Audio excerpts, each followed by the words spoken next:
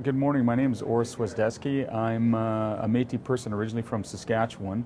Currently I reside in Calgary and yeah, I'm just pleased to be here. My company is named Orest Zwozdesky International. What I do is professional coaching work and workshop facilitation, and I'm venturing off into the area of public speaking currently. It all started actually several years ago in 2004. I took a Dale Carnegie training course and I saw what the facilitators of the program were doing, and they said that, we're coaching people. Right after that, a few months after I completed the course, I began taking a coach's training through Erickson College, and they got us in the room, we opened our manuals, and they opened us to a page that was called Coach's Manifesto. And I read this manifesto and I was just like, oh my God, sign me up, I'm in, right? I grew up in our Métis family, watching my uncles and my father, doing business and stuff like that. And entrepreneurship has always been a part of my life.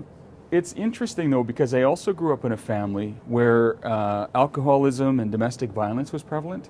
And so you really got discouraging messages as a young person growing up. And so I always aspired to want to be a business person. And yet I had this sort of negative self-belief about who I was. And specifically, I remember as a young guy, I was 15 years old. And I saw that there was this course that was going on for young entrepreneurs to learn about entrepreneur. I really wanted to take this course. And I thought about it, it ruminated, it kept being with me for weeks. And I remember the exact location where I was standing. In Regina, I was on my way to high school in the morning. I was standing on the corner of 7th Avenue North and Ottawa Street. And all these negative messages that had been sort of put into me, in that moment in time, I kind of took that stuff really into me, and I decided, you know what, I can't take this course, because finally I allowed myself to believe that I was not worthy, that I was a loser, right? And I said to myself, I can't take this course. And then after that, my life changed, right? It took a really dark path, and alcohol, drugs, all those kinds of things, right? And just a lot of anger and a lot of stuff like that. But the seed of entrepreneurism was planted through my upbringing, through my family. And I always had this thing, like this dream, like that's the way to freedom, right? Being a business owner and sort of defining for yourself what you wanted to do in the world and what you were about. And in a roundabout way, through my own personal development, my own sort of healing and following traditional ways and ceremony and stuff like that, coming to an understanding about myself, I can look back now on the upbringing and recognize, it was interesting, the messages that I received as a young person telling me that I wasn't good enough and I'd never amount to anything and I'd never do anything that was worthy in the world. I realized that, first of all, none of that stuff was true. But those things that were there, that were put inside of me as a young person, really set me up for defining for myself in the world who I was, because I recognized nobody could tell me who I was, but I also recognized I didn't really know who I was, so I needed to find out. There was just always something in me that kept me moving forward, and so I just, I love that concept of, when the student is ready, the teacher will appear, right? And so I was in my early 20s, and I moved to Whitehorse, Yukon of all places, and I hooked up with a gentleman there, he and his brother, two Tlingit fellas, and his name's Phil Gattensby. Took me under his wing, and essentially he coached me, right? He never gave me answers, he just always asked me really wonderful questions for myself to explore who I was, and I began attending ceremonies with him, and I began, recognizing my worth and recognizing the values that I carried and the things that were important to me. And to me, that's the kind of gift that he offered me.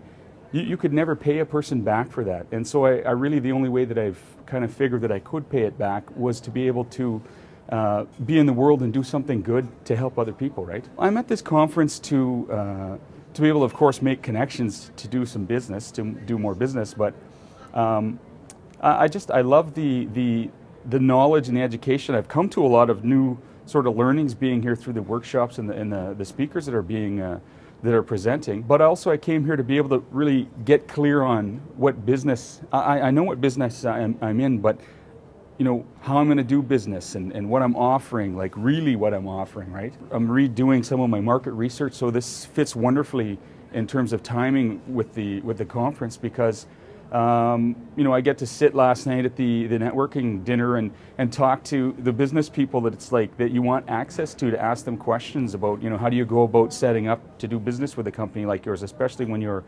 a solo operation and, they're a big resource company, right? What's next for me is just getting really clear about my message, about who I am in business, completing my market research again to be able to identify where the opportunities are and to be able to identify who the people are that I need to speak with, possible partnerships on things like through the Merck system or through the province of Alberta's vendor system around who did get a certain contract in terms of coaching or doing some training work and that sort of a thing, and to be able to contact them and see, is there a possibility for a partnership, just to really get myself going off and running, right, and to be able to leverage the work that I want to do with the work that they're currently doing as a bigger organization and possibly with a little bit more credibility. What I would like to do and what I currently do is I speak to groups of youth anyways, but groups of people.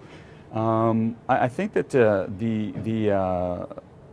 continuing to act as a role model or a mentor for any person that's interested, I suppose. But sometimes you make connections with people in some way, and you never know how that works. It's a mystery, I suppose. But to be able to help them out in an endeavor in terms of it's a business thing or just to help them get themselves sorted out. I mean, I already do that anyways. So just being able to come in contact with those people and make myself available to them if that's what the connection's about and that's the offering or the gift that you're able to give to others, hopefully, right?